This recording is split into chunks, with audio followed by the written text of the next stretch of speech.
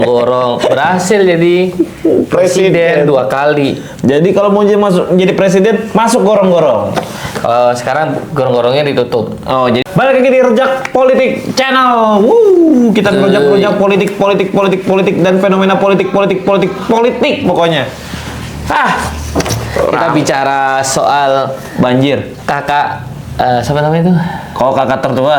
Kakak tertua Kakak tertua yaitu wapres kita Gibran Raka Buming Raka, karena dia kemarin lagi-lagi tampil keren banget.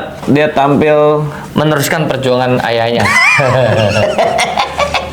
Lah, Pak Jokowi dulu dihina-hina, kegorong-gorong, berhasil jadi presiden 2 kali. Jadi kalau mau jadi presiden masuk gorong-gorong.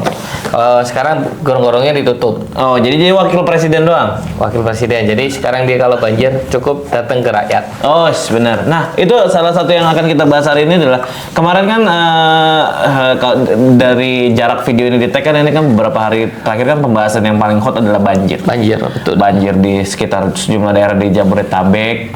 Ada nggak sih di daerah-daerah lain? Bekasi. Itu Jabodetabek. Oh, Bogor. Jabodetabek. Sukabumi. Oh iya, Sukabumi. Benar. Baru ya, Sukabumi baru semalam.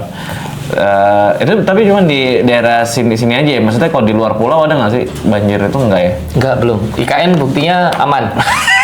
Pak Jokowi sukses. IKN nggak banjir. Iya, benar. Berarti dia sekaligus membuktikan bahwa Jakarta itu tempat banjir. Tapi kalau IKN enggak. Enggak, cuman lumpur tanah merah aja. Sempat beberapa hari. Nah, tapi kan itu kan pembahasannya kan kemarin banjir. Terus kan tiba-tiba tuh kita ngeliat lah ya, maksudnya mulai dari gubernur baru di Jakarta, terus ada yang naik getek. Dan aduh, dia naik getek lagi. Iya. Nah, cuman wapres ini top datang ke banjir di Bekasi. Iya. Dan datang banjir di Bekasi, tapi dia jalan kaki. Betul. Yang ada ngerepotin. Kenapa? Ngerepotin pas pampres, ngerepotin bin datang duluan soalnya. Tapi kan pas pampres emang tugasnya. Betul. Sebenarnya kalau orang nyinyir, kok wapres kerjaannya receh-receh. Hei, wapres itu tidak akan bekerja kalau tidak disuruh presiden. Kalau presiden bisa handle ya presiden. Nah, biasanya wapres itu cuman duduk manis sih, cuma karena Gibran nggak mau duduk manis, ya keluyuran dong buat 2029. Tapi siapa tahu itu menjadi perintah Prabowo juga loh. Bisa jadi loh ya, perintah Prabowo untuk. Cuma kan nggak pernah ngobrol. Ya udah datang aja gitu. Nggak mungkin by chat. Bisa voice note. Oh ya, itu voice note. Ya, voice note. Tolong pagi ini datang ke lokasi banjir, cari lokasi banjir yang lebih heboh dan lebih top, yang kemarin banjirnya terdampak lebih parah. Habis itu datang ke sana ya, Bran. Cuma ada yang komen tuh, Pak, wapres yang dulu diem aja. Hei, wapres yang dulu udah sepuh. Dan wapres yang dulu itu urusannya jauh lebih banyak dibandingkan Gibran. Dia bagian doa. Dan juga tapi kalau secara tupoksi wapres yang kemarin itu tuh urusannya tuh ekonomi syariah, terus isu HAM, terutama Papua. Nah, itu wapres kita Kiai Ma'ruf dulu. Itu tuh tugasnya. Nah, sisanya baru Pak Jokowi. Makanya Pak Jokowi yang lebih banyak tampil di sana karena pembagian tugasnya memang udah jelas. Kalau yang sekarang kan kita memang tahu pembagian tugasnya. Prabowo apa, Gibran apa. Ya, kalau sekarang sih, kalau menurut saya ya, yang hebat tuh di Gibran itu orang di belakangnya. Orang politik yang di belakang, yang advisor, yang nyuruh-nyuruh dia itu yang hebat itu. Aslinya Gibran disuruh. Ya, jadi kalau udah pokoknya dibisikin terus ya. Bisikin. Nah, Pak Gibran ini besok kesini ya. Ini untuk engagement 2029. Ya, ini kira-kira kan Pak Presiden mungkin nggak bisa datang nih. Momen nih gitu kan. Sama kayak ngecek pemeriksaan kesehatan gratis. Iya. Itu sempat. Terus MBG gitu kan sempat tuh. Sebenarnya kenapa Pak Gibran itu datang ke PSI? Itu ada korelasinya. Oh, udah ada apa tuh? Iya. Karena istri wali kota Bekasi tidurnya di bintang 4. Oh. Terus sempat rame kan? Iya. Mohon masuk, saya masuknya ke Bekasi aja. Oh iya, berarti di situ dia mau negor. Dia merakyat. Iya. Kan mau negor gimana kan dia udah di hotel. Oh iya, bener sih. Jadi ke Bekasi. Enggak, tapi kan berarti nyindir. Lebih ke nyindir. Betul. Lebih ke nyindir berarti kan. Lu tidur di hotel, gue jalan kaki, mungkin kayak gitu. Cuma jalan kaki, wah udah selesai banjirnya. Iya sih. Kan nggak masuk ke dalam air. Ya berarti kalau kayak gitu juga naik getek juga nggak bisa. Iya, masalahnya kan nggak masuk ke dalam airnya. Cuma tengok-tengok ngobrol sama yang motor tumpukan. Tapi kenapa sih Gibran datang itu menjadi permasalahan tersendiri? Maksudnya bukan permasalahan, tapi selalu menjadi perbincangan gitu. Padahal kan sebenarnya tugas pejabat rakyat itu kan sah-sah aja loh dia datang. Salah kan? Kalau dia diem doang, salah nanti. Iya, kemarin kita punya wapres yang ternyata kerjanya diam malah dibuat meme. Iya, meme yang itu ngeledek, diem doang. Diem doang. Cita-cita apa itu kan? Jadi wapres. Diem doang. Kenapa diem? Ya pengen jadi wapres. Iya. Karena wapresnya gesit, wah, jadi omongan. Iya. Nah, sebenarnya ini bagian dari strategi kampanye menurut saya. Gibran satu langkah lebih canggih lah daripada AHY atau Ibu Puan, solid gitu. Waduh. AHY harusnya kan medianya kurang. Kayaknya medianya kurang, dan satu lagi mungkin AHY itu merasa bahwa belum mulai lah ke sana. Kan baru di-mention sama Pak Prabowo, lo bisa maju nih. Dia udah ngasih tongkat komando tuh kok. Iya, lo bisa maju juga nih. Oh, kalau saya bisa maju berarti mulai gitu. Cuman kayak kalah start sama putranya Pak Jokowi gitu. Tapi seru, potensi 2029 menurut saya anak presiden akan nyalon. Anak Ibu Megawati, Ibu Puan Maharani bisa jadi. Anak Pak SBY, AHY bisa jadi nyalon, atau anak Pak Jokowi bisa nyalon. Tapi kalau gue sama Puan ragu, kayaknya masih gimana ya gitu untuk mendapatkan kepercayaan Bu Mega ini kan banyak kabarnya bahwa kayak sulit gitu. Jadi kayaknya gue agak ragu gitu. Tapi kalau semua itu tergantung deal politik. Iya sih. Terus isu apa yang akan dibikin nanti. Iya benar. Dan siapa tahu ntar Bu Puan ternyata bermain dengan isu perempuan kan yang selama ini dia perjuangkan malah maju. Itu bisa jadi pembahasan nanti. Itu pokoknya semua itu politik lah. Intinya saya salut dengan Pak Gibran. Saya mendukung Pak Gibran turun ke rakyat langsung. Iya. Dibandingkan ada gubernur, sebut aja gubernur yang lihat dari pesawat. Kan ada itu buzzer-buzzernya wapres ya, yang istilahnya itu. Gubernurnya naik helikopter, wapresnya jalan kaki. Terus ada lagi wagubnya naik getek. Iya. Pak Gubernur, Wakil Gubernur, saya saranin, ini Jakarta, ibu kota selalu disorot oleh media. Namanya juga media, pencitraan itu bagian dari politik, lakuin aja. Mau bawa kamera 30, 60 kamera, biarin aja. Karena orang-orang lain, masyarakat kita itu masih termakan opini itu. Oh, kurang merakyat. Harusnya kan datang ke bawah tuh. Iya. Sorot-sorot aja, boleh bawa kamera, bawa influencer, bawanya aja semua.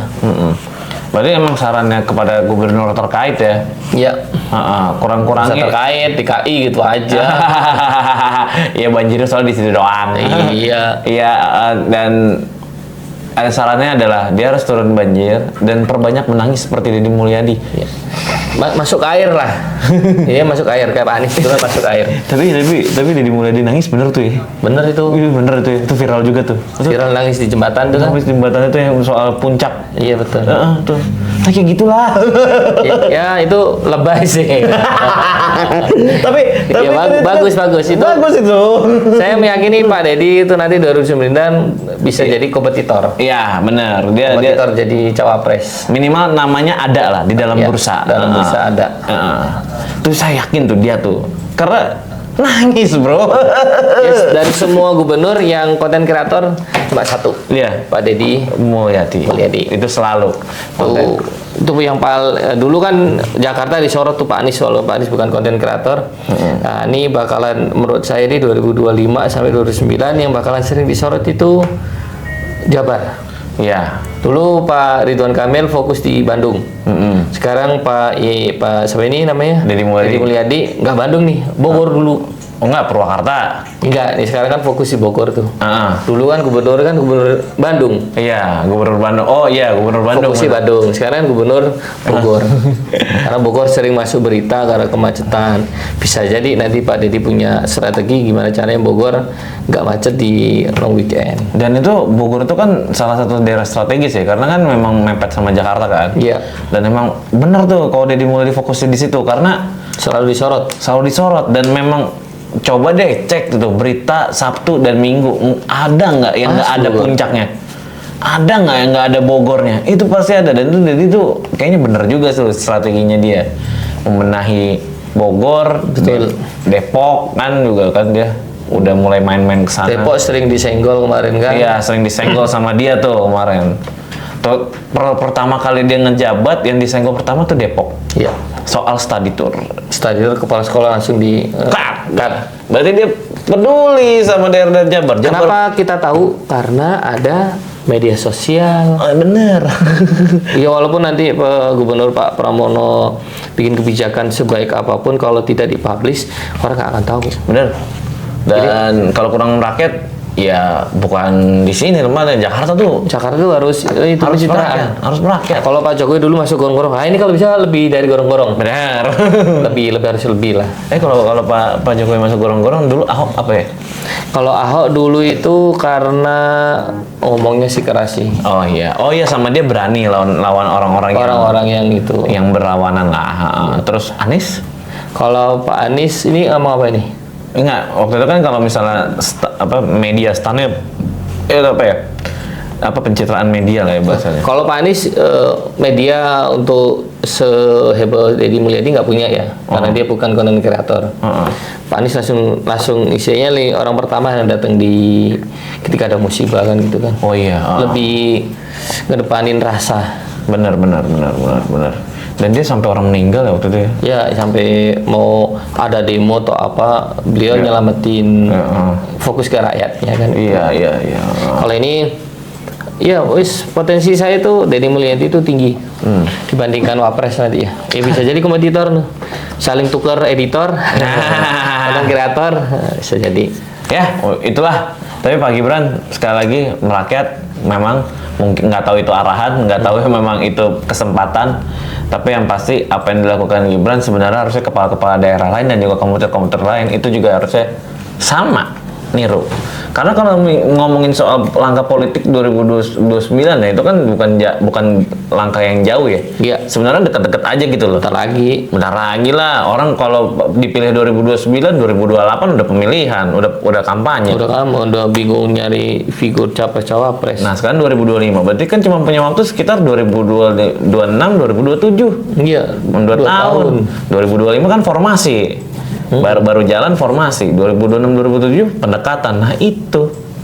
Tapi saya salut sama Pak Pramono sih.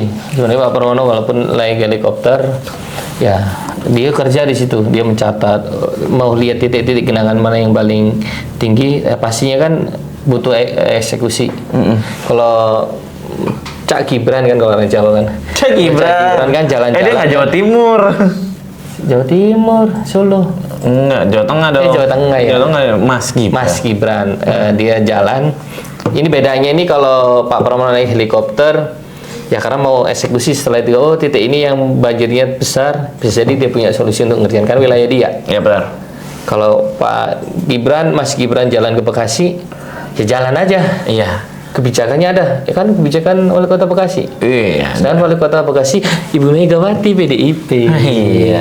Tapi daripada menjauh, mendingan kita udahin dulu karena ini ya sebenarnya fokusnya Gibran rakyat apa enggak gitu ya. Ya, ini yang Gibran top, Marco top. Iya, pencitraan. Saya salut sama advisor di belakangnya. Iya, bagus. Konsultannya hebat. Bagus, konsultannya keren. Ya. Kalau butuh konsultan bisa dihubungin kita. Ya, situ aja. Saya mah rujak politik. Nanti lagi di rujak politik episode-episode berikutnya. Bye.